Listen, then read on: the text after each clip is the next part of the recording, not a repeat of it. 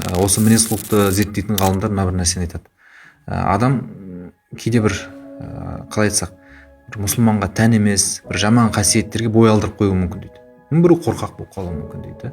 Енді адам табиғатында бар нәрсе ғой.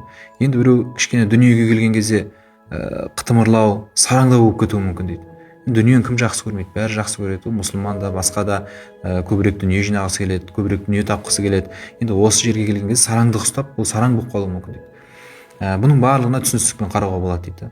Ал бірақ біреу кәсіп табу, дүние табу үшін, адамдардың алдында атақ абырой жинау үшін, тағы да басқа дүниелік мақсаттарда өтірік айтуды әдет қылып алған болса, анаған барып өтірік айтып, мынаған барып өтірік айтып, оған ешқандай түсіністікпен қарауға болмайды дейді. Оған үзір жоқ.